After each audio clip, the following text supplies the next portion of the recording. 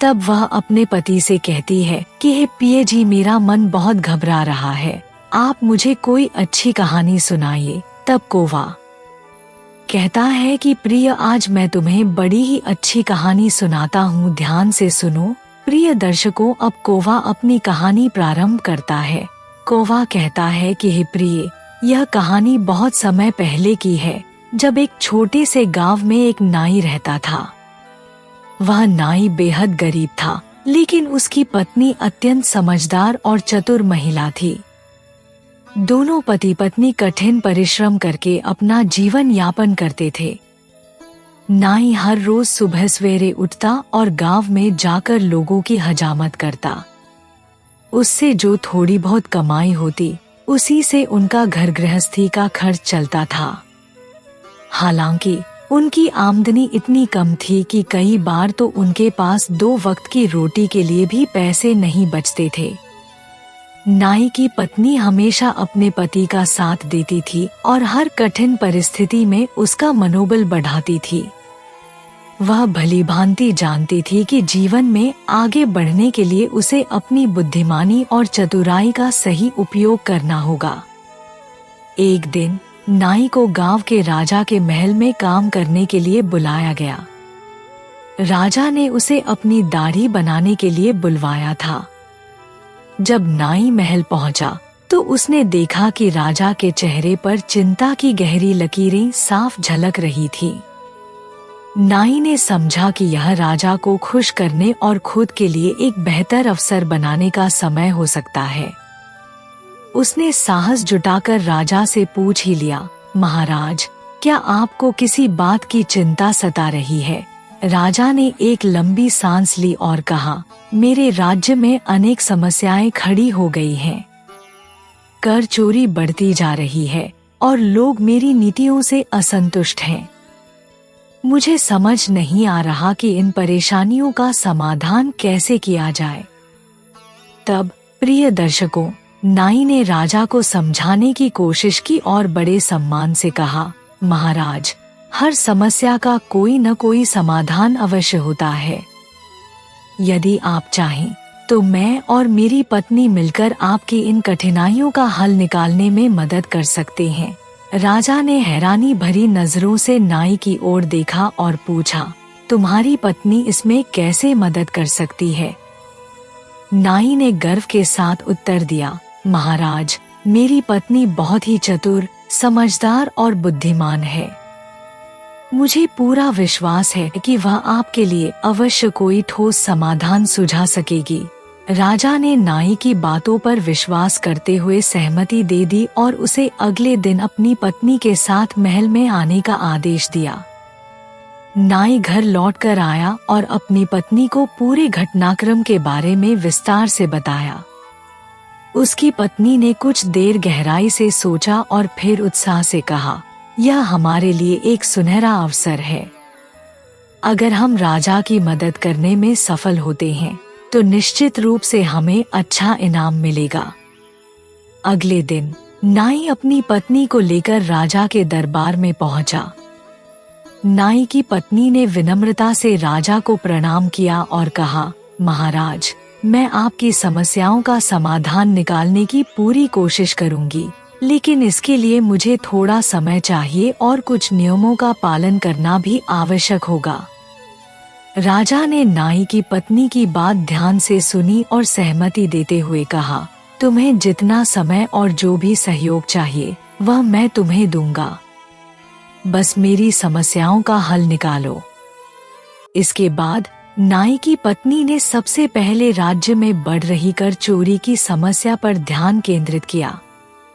उसने ठोस योजना बनाने के लिए विचार किया और सोचा कि इस समस्या का हल केवल चतुराई और धैर्य से ही निकाला जा सकता है। प्रिय दर्शकों, नाई की पत्नी ने राजा को एक ठोस सुझाव दिया और कहा, महाराज, सबसे पहले हमें यह समझने की आवश्यकता है कि राज्य के लोग कर क्यों नहीं चुकाते। इसके लिए हमें जनता से सीधे संपर्क करना होगा और उनकी वास्तविक समस्याओं को जानने का प्रयास करना चाहिए। अक्सर ऐसा होता है कि लोग इसलिए कर नहीं देते क्योंकि उन्हें राज्य महल से कोई विशेष लाभ नहीं मिलता, या फिर कर की दरें इतनी ऊंची होती है कि उन्हें भरना मुश्किल हो जाता है। राजा को यह सुझाव काफी व्यावहारिक लगा और उन्होंने नाई की पत्नी की सलाह पर अमल करते हुए राज्य के प्रमुख नागरिकों और व्यापारियों से व्यक्तिगत रूप से मिलना शुरू किया। कुछ ही दिनों के भीतर राजा को स्पष्ट हो गया कि कर की दरें वास्तव में काफी अधिक थी और इसी कारण लोग कर देने से बचने के उपाय ढूंढते थे। इसके बाद नाई की पत्नी ने राजा को सुझाव दिया कि कर की दरों को घटाया जाए और कर संग्रहण की प्रक्रिया को अधिक सरल और पारदर्शी बनाया जाए ताकि लोगों को इसे समझने और भरने में कोई कठिनाई ना हो। राजा ने इस सलाह को स्वीकार किया और तत्काल प्रभाव से कर की दरें घटा दी। साथ ही कर संग्रहण की प्रक्रिया में कई सुधार किए गए ताकि यह सभी के लिए सुगम और सुविधाजनक हो सके। इस निर्णय के परिणामस्वरूप कुछ ही समय में कर चोरी में भारी कमी आई। लोग स्वेच्छा से कर चुकाने लगे और राज्य का खजाना तेजी से भरने लगा। राजा और नाई की पत्नी इस सफलता से प्रसन्न थे, लेकिन अभी एक और समस्या का समाधान करना बाकी था, जनता का नीतियों से असंतोष। नाई की पत्नी ने राजा से निवेदन करते हुए कहा, महाराज, अब आपको खुद जनता के बीच जाकर उनकी समस्याओं को समझना होगा। अगर आप केवल दरबार में बैठकर शासन करते रहेंगे तो जनता आपसे और आपकी नीतियों से दूर होती जाएगी। लोगों को यह विश्वास दिलाना आवश्यक है कि आप उनके साथ हैं और उनकी भलाई के लिए ही शासन कर रहे हैं। राजा को यह सुझाव बहुत उचित लगा। उन्होंने तुरंत ही अपनी दिनचर्या बदली और गांव-गांव जाकर जनता से मिलना और उनकी परेशानियों को सुनना शुरू कर दिया। राजा ने लोगों की शिकायतों को ध्यान से सुना और उनकी समस्याओं के समाधान के लिए तत्काल कदम उठाए। तब प्रिय दर्शकों, राजा को यह जानकारी मिली कि राज्य के कई क्षेत्रों में पानी की भारी कमी है, जिससे किसान अपनी फसलों के लिए बेहद संघर्ष कर रहे हैं। फसलें समय पर सिंचाई न मिलने के कारण खराब हो रही थी और किसान दिन रात परेशान थे। यह समस्या जानकर नाई की पत्नी ने राजा को सुझाव दिया कि राज्य के गांवों में नहरों का निर्माण किया जाए ताकि खेतों तक पानी आसानी से पहुंच सके। इसके साथ ही पुराने तालाबों और जलाशयों की सफाई करवाई जाए, जो अब उपयोग के लायक नहीं बचे थे। राजा को यह सुझाव बहुत कारगर लगा और उन्होंने बिना देर किए तुरंत आदेश जारी कर दिया। राजा ने इंजीनियरों और श्रमिकों की एक टीम बनाकर पूरे राज्य में नहरों के निर्माण और तालाबों की सफाई का कार्य शुरू करवाया। कुछ ही महीनों के भीतर इस काम के सकारात्मक परिणाम दिखने लगे। राज्य के किसान जो पहले पानी के लिए परेशान थे, अब खुशहाल हो गए। पर्याप्त पानी मिलने से फसलों का उत्पादन कई गुना बढ़ गया और किसानों के चेहरे पर मुस्कान लौट आई। राजा नाई की पत्नी की दूरदर्शिता, चतुराई और समस्या समाधान के कौशल से बहुत प्रभावित हुआ।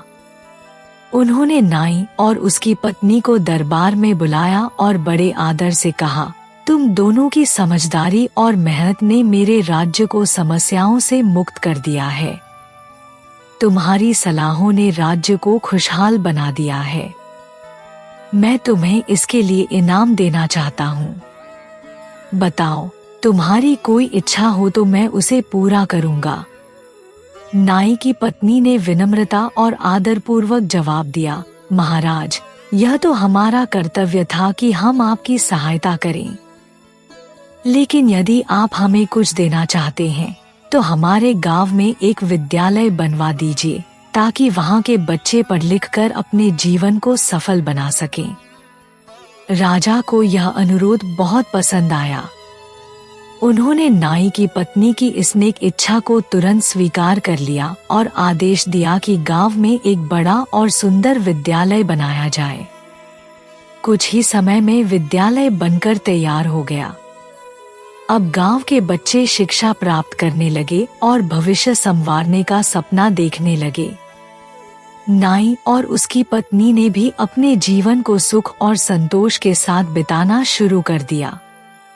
लेकिन प्रिय दर्शकों, कहानी यहीं खत्म नहीं होती। नाई और उसकी पत्नी की चतुराई और बुद्धिमानी की चर्चा धीरे धीरे गांव से निकलकर दूर दूर के इलाकों तक फैलने लगी। हर कोई उनकी प्रशंसा करता और उनकी समझदारी की मिसालें देता। हालांकि उनकी इस तरक्की और सफलता को देखकर कुछ लोग ईर्ष्या भी करने लगे और उनके खिलाफ मन ही मन जलने लगे। लेकिन नाई और उसकी पत्नी ने हर हाल में अपने अच्छे काम और सच्चाई से हटे बिना जीवन जीने का संकल्प लिया। प्रिय दर्शकों, राजा के दरबार में कुछ ऐसे दरबारी भी थे जिन्हें नाई और उसकी पत्नी की बढ़ती प्रतिष्ठा और राजा के साथ उनकी नजदीकी बिल्कुल भी पसंद नहीं आ रही थी। इन दरबारियों को यह बात सहन नहीं हो रही थी कि एक साधारण और गरीब नाई तथा उसकी पत्नी, जिनका पहले दरबार में कोई महत्व नहीं था, अब राजा के भरोसेमंद बन गए हैं। उनकी जलन ने उन्हें नाई और उसकी पत्नी को नीचा दिखाने की साजिश रचने पर मजबूर कर दिया।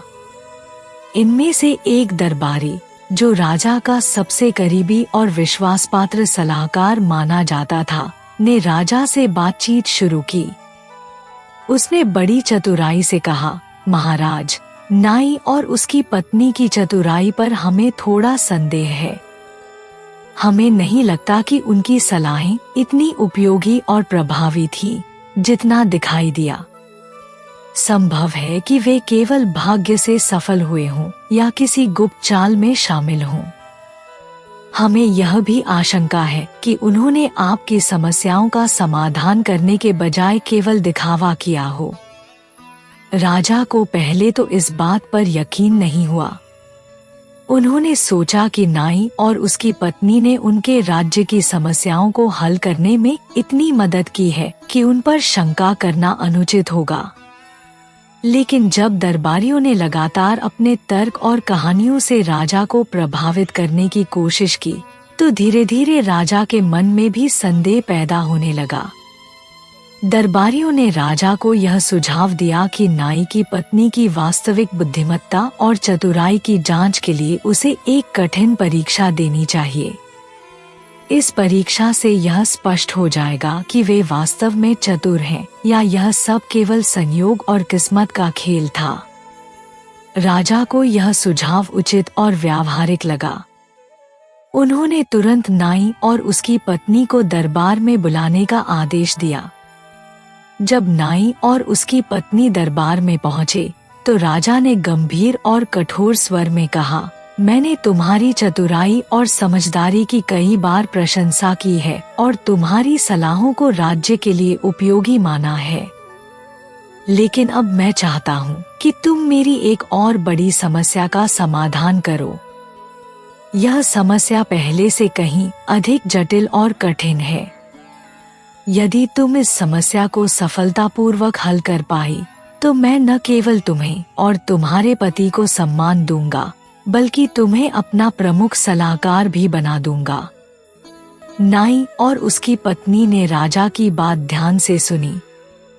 हालांकि राजा का स्वर गंभीर था और माहौल में तनाव झलक रहा था, लेकिन उन्होंने साहस और आत्मविश्वास बनाए रखा।